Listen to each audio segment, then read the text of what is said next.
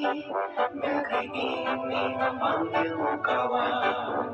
Belajar bergerak berbagi untuk negeri, guru penggerak majukan pendidikan.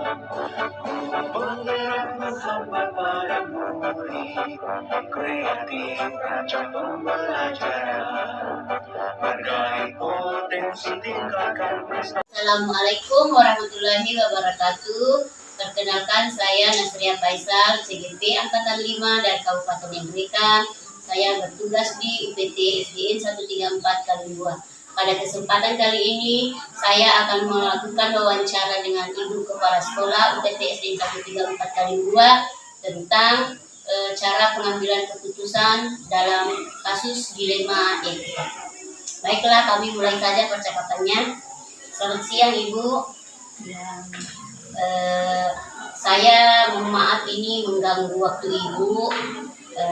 Saya bermaksud untuk mengadakan bincang-bincang tentang keputusan-keputusan yang biasanya Ibu lakukan apabila menghadapi sebuah kasus dilema di sekolah kita ini.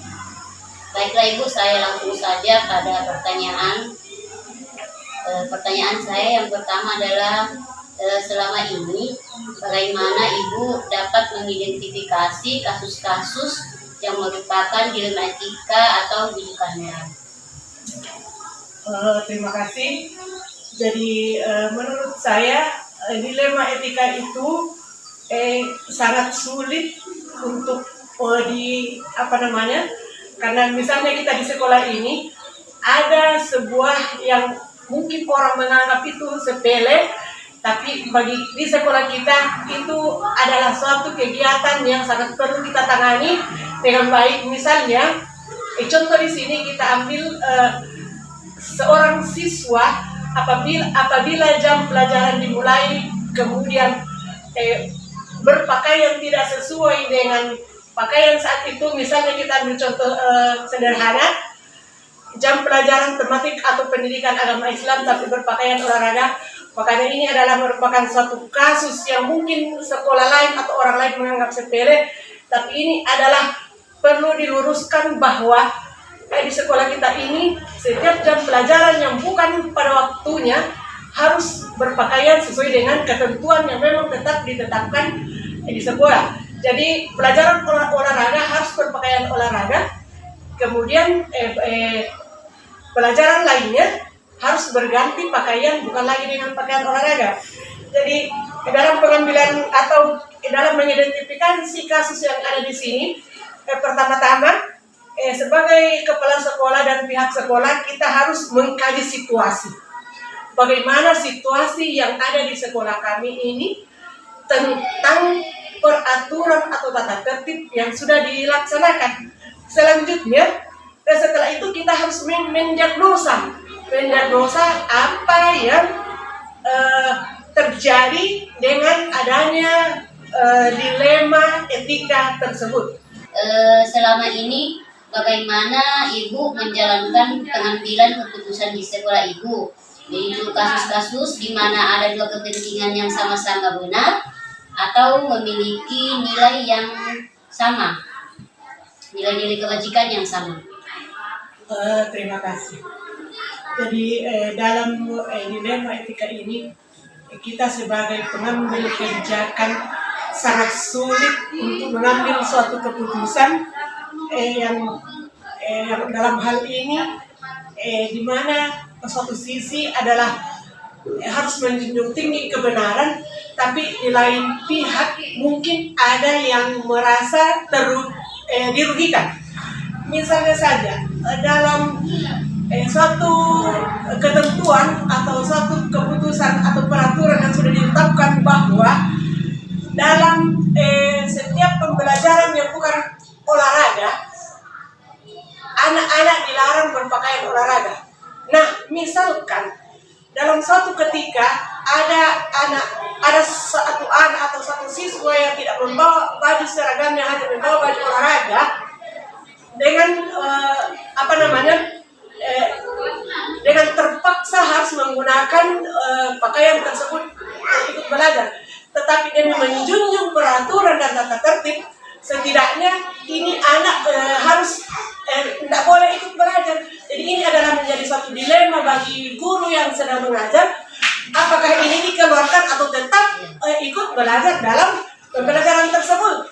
lain pihak kita berpikir bahwa apabila anak-anak tidak ikut maka dia dengan sendirinya ketinggalan atau tertinggal pelajaran yang diikuti oleh teman-temannya. Sedangkan di satu sisi apabila dia tetap ikut dalam pembelajaran tersebut maka peraturan yang sudah ditetapkan di sekolah itu artinya sudah dilanggar. Jadi ini menjadi suatu permasalahan besar atau dilema yang harus kita pikirkan. Jadi mungkin kebijakan dari pihak sekolah atau guru yang bersangkutan adalah setidaknya bisa diikutkan dengan ada ketentuan atau ada konsekuensi yang harus ditanggung anak tersebut. Apakah itu dengan menambah ada tugas tambahan atau ada perjanjian secara tertulis atau kebijakan-kebijakan lain dari pihak sekolah. Iya, oke. Saya langsung ke pertanyaan ketiga, Bu. Langkah atau prosedur seperti apa yang biasa Ibu lakukan selama ini? Jadi ya terima kasih. Jadi seperti yang saya katakan tadi pada awal bahwa langkah-langkah untuk langkah-langkah yang kita lakukan untuk bagaimana dilema etika ini adalah pertama-tama kita harus mengkaji situasi. Bagaimana situasi atau keadaan sekolah kita. Kemudian yang kedua, mendiagnosa masalah atau kasus yang ada atau kasus yang terjadi. Setelah itu, kita harus membuat tujuan dan rencana pemecahan bagaimana cara memecahkan kasus yang terjadi sehingga tidak ada satu pihak pun yang dirugikan dalam hal tersebut. Nah, setelah itu kita melaksanakan rencana. Jadi semua pihak sekolah harus kerjasama, baik dari siswa, tim pengajar, dan orang tua siswa harus kerjasama dalam komitmen tentang hasil keputusan akan peraturan yang sudah ditetapkan oleh pihak sekolah.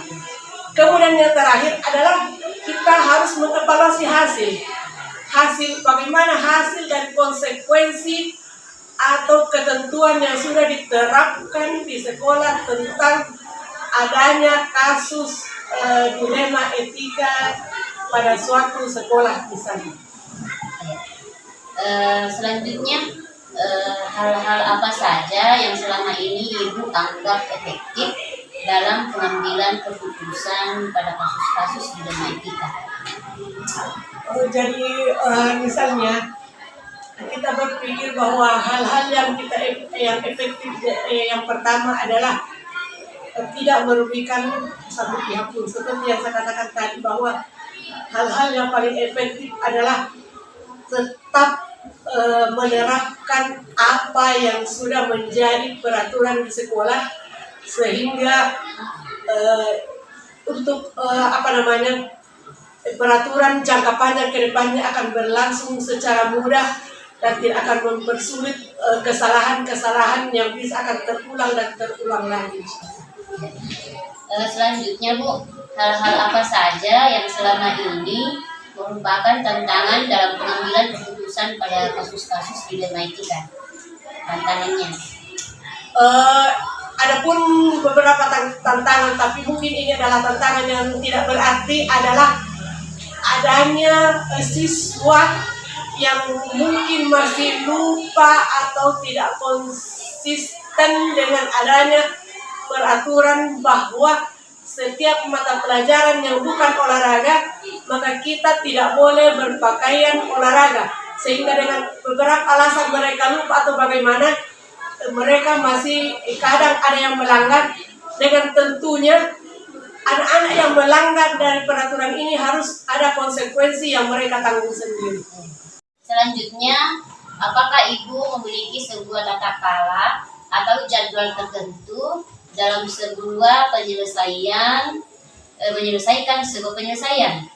Apakah Ibu langsung menyelesaikan di tempat atau memiliki sebuah jadwal untuk menyelesaikannya? Kemudian bentuk atau prosedur seperti apa yang Ibu jalankan? Terima kasih.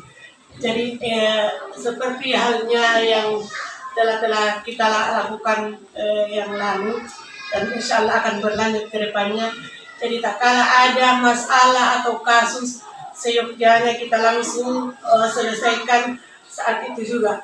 Kenapa?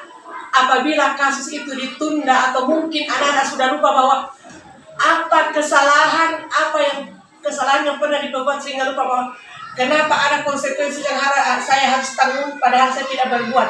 Tetapi ketika saat kejadian itu langsung diselesaikan begitu, maka anak-anak akan sadar. Selanjutnya Bu, adakah seseorang atau faktor-faktor apa saja yang selama ini mempermudah atau membantu Ibu dalam pengambilan keputusan dalam kasus-kasus dilematika? Terima kasih. Jadi dalam hal ini tidak ada dikatakan seorang, tapi ini adalah stakeholder yang berkaitan dengan semua pihak sekolah. Jadi tidak ada seorang pun yang terlewatkan dari hal ini. Jadi semua bekerja sama dalam menuntas atau mensukseskan segala peraturan yang sudah ditetapkan di sekolah. Jadi semua pihak sekolah sangat membantu dan turut bekerja sama dalam hal ini. Terakhir dari saya Bu, dari semua hal yang telah disampaikan tadi, pembelajaran apa yang kita bisa petik dari pengalaman Ibu mengambil keputusan di dilematika? Jadi pengalaman yang paling sangat berkesan adalah memberikan pelajaran tentang adanya tanggung jawab, kebiasaan yang baik, dan kemudian tetap ikut dalam tata tertib atau tetap taat pada peraturan sekolah. Jadi dengan adanya hal ini, peraturan-peraturan yang ditetapkan tidak terlanggar sedemikian banyaknya atau setidaknya terkikis sedikit demi sedikit. Kemudian insya Allah berikutnya akan terjalankan oleh siswa secara keseluruhan. Baiklah, demikianlah wawancara saya dengan Ibu Kepala Sekolah UPT SDN 134x2. Kurang dan lebihnya mohon dimaafkan. Wassalamualaikum warahmatullahi wabarakatuh. Memanggil kawan, belajar bergerak berbagi untuk negeri. Assalamualaikum warahmatullahi wabarakatuh. Waalaikumsalam warahmatullahi wabarakatuh. Pada kesempatan kali ini saya akan melakukan wawancara sesi kedua dengan Bapak Kepala UPT SDN 136 Pasadanan, yaitu Bapak Suparman SPD MPD. Silakan. Mohon maaf Pak, saya mengganggu waktunya Bapak. Iya. Adapun maksud saya di sini adalah ingin menggali informasi dari Bapak selaku pimpinan di suatu sekolah tentang bagaimana cara Bapak menghadapi kasus-kasus yang biasanya atau sering terjadi di sebuah sekolah. Di sini saya sudah punya daftar pertanyaannya Pak, jadi saya langsung saja ya. Pertanyaan pertama saya itu Pak, selama ini bagaimana Bapak dapat mengidentifikasi kasus-kasus yang merupakan dilema etika atau rujukan moral? Terima kasih. Jadi kalau misalnya kita bicara masalah paradigma, etika, moral, itu ada beberapa yang harus kita identifikasi untuk penyelesaian kasus. Yang pertama itu adalah individu lawan dengan masyarakat. Bagaimana kita identifikasi individu-individu itu sehingga nantinya akan masuk ke dalam suatu kelompok masyarakat. Yang kedua adalah rasa keadilan lawan rasa kasihan. Artinya kita itu bagaimana rasa kasihan kita terhadap orang yang memiliki kasus-kasus sehingga nantinya akan muncul rasa kasihan untuk menyelesaikan masalah tersebut. Yang ketiga adalah kebenaran lawan kebiasaan. Dalam hal ini bagaimana kebenaran-kebenaran yang ada itu tetap kita biasakan kepada masyarakat, stakeholder yang ada di masyarakat sekitar.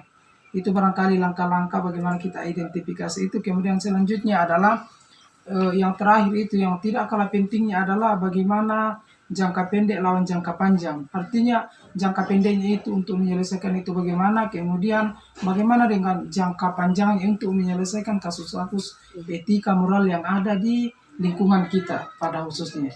Itu yang sempat saya sampaikan. Iya Pak, menarik sekali. Iya, iya, iya.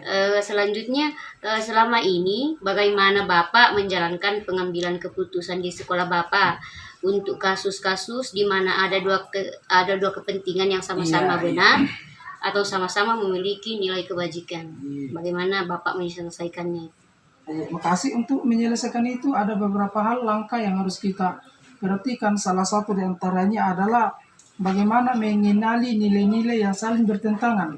Artinya nilai yang untuk itu bagaimana kasus yang satu, kasus yang dua, bagaimana kebenarannya, bagaimana kesalahannya, sehingga itu yang harus kita klasifikasi nilai-nilainya itu, sehingga untuk mencapai suatu kepentingan maka kasus-kasus itu tadi bagaimana kita analisis, menganalisisnya, kemudian diklasifikasikan, artinya dikelompokkan kasus itu. Kemudian yang kedua adalah menentukan siapa yang terlibat di dalam kasus tersebut. Bagaimana kedudukannya, apa powernya, kasusnya itu seperti apa, sehingga gampang sekali kita identifikasi masalah-masalah tersebut. Kemudian yang tidak kalah pentingnya adalah pengujian benar atau salah yang di dalam kasus itu. Bagaimana kita seorang stakeholder, seorang pendidik misalnya, seorang tokoh masyarakat, seorang yang diberikan kepercayaan untuk bagaimana menguji kebenaran itu. Apakah ini memang betul mengarah kepada moral, apakah ini mengarah kepada non moral dan seterusnya, sehingga gampang sekali kita klasifikasi masalah-masalah tersebut. Kemudian yang tidak kalah pentingnya adalah bagaimana kita investigasi opsi lawan atau trilema, sehingga gampang sekali itu. Jadi itulah langkah-langkah yang harus kita barangkali perhatikan untuk bagaimana kita dapat melihat nilai kasus, kebenaran, kesalahan kasus tersebut. Itu barangkali, Bu. Selanjutnya Pak, langkah-langkah atau prosedur seperti apa yang biasa Bapak lakukan selama ini? Oh iya, ada beberapa langkah yang selama ini mungkin kalau misalnya kita masuk pada hipotesis tindakannya itu, bagaimana kita supaya hipotesis nanti itu bisa tercermin, bisa bisa sesuai. Yang pertama adalah merumuskan masalah. Dirumuskan dulu itu masalahnya apa, sehingga nanti kita masuk pada hipotesis itu, tindakannya itu seperti apa dari rumusan masalah yang ada. Kemudian yang kedua adalah menelaah. Kita harus telah dulu masalah itu, ditela, seperti ini mungkin, seperti ini, sehingga gampang kita mengambil opsi-opsi untuk menentukan masalah tersebut. Kemudian yang selanjutnya adalah mengumpulkan datanya itu bagaimana, mulai dari pertama sampai terakhir, sehingga itu data nanti itu kita kelola, sehingga hipotesis kita bisa betul-betul nanti bahwa seperti ini cara menyelesaikan masalah.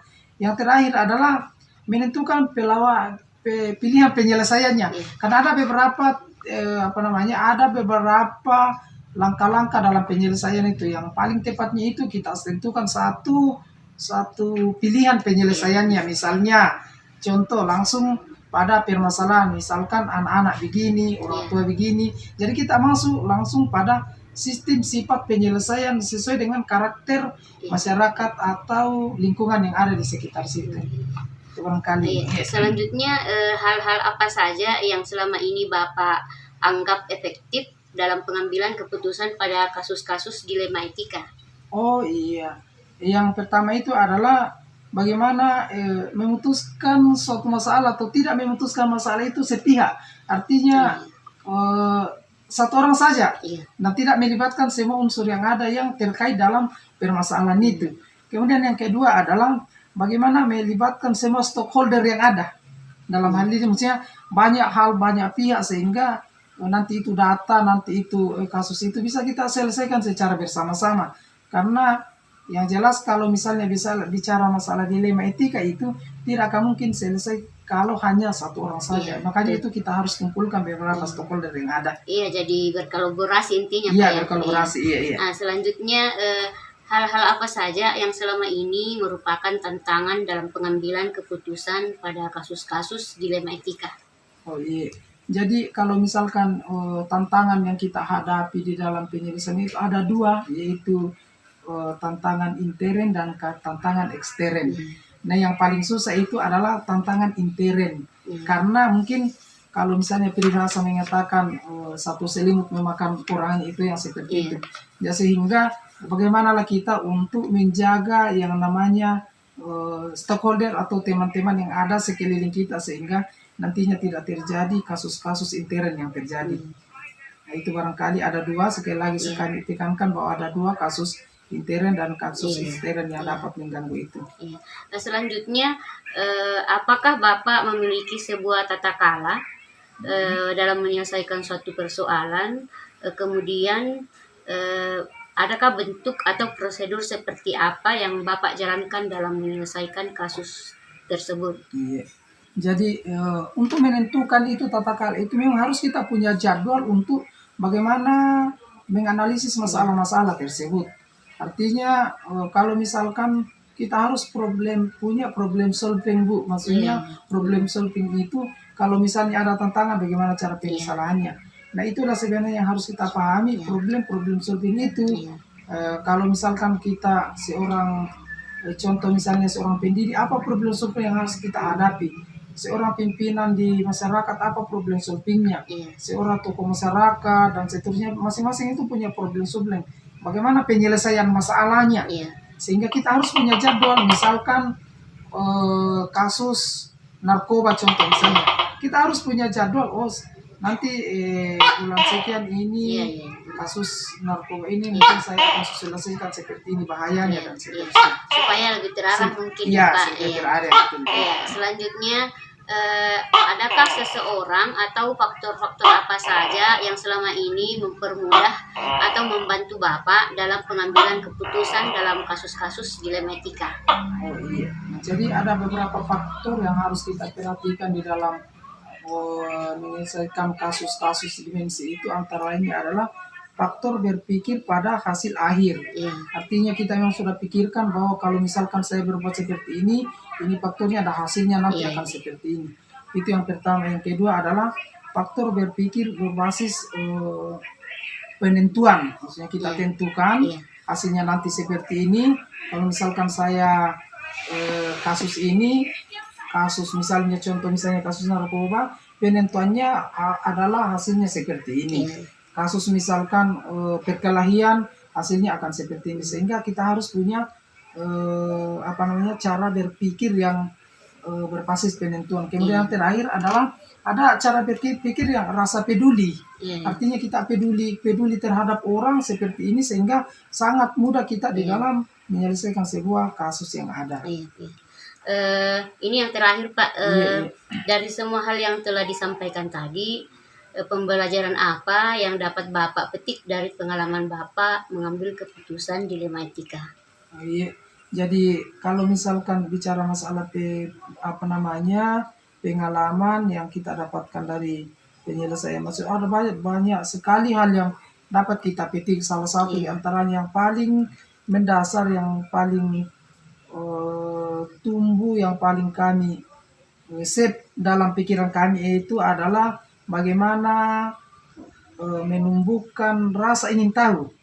Ya, rasa ingin tahu itu yang paling kami save, rasa ingin tahu kami terhadap pengambilan keputusan itu, karena selama ini dalam pengambilan keputusan tidak ada istilah kasus yang berkelanjutan. Jadi itulah yang kami save selama ini, langkah-langkah itu tadi, faktor-faktor itu tadi, sehingga itu yang kami save sehingga dijadikan sebagai sebuah pengalaman, dijadikan sebagai semua pendidikan di dalam memutuskan sebuah keputusan dalam pengambilan kebijakan sesuai dengan apa yang kita harapkan dalam etika dan moral ini. Itu barangkali. Iya, menarik sekali, Pak, jawaban-jawaban Bapak tadi itu sangat menginspirasi, terutama bagi kami ini sebagai calon guru penggerak. Terima kasih banyak, Pak. Saya ucapkan mohon maaf sudah mengganggu waktu Bapak, sudah menyita waktu Bapak.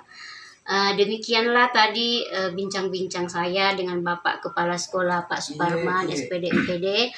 Saya ucapkan banyak-banyak terima kasih, Pak. Terima kasih sudah ikut mensukseskan tugas kami sebagai CGP.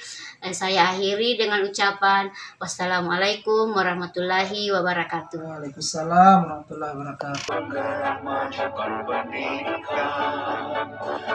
penggerak menghamba pada murid, kreatif rancang pembelajaran, bergaya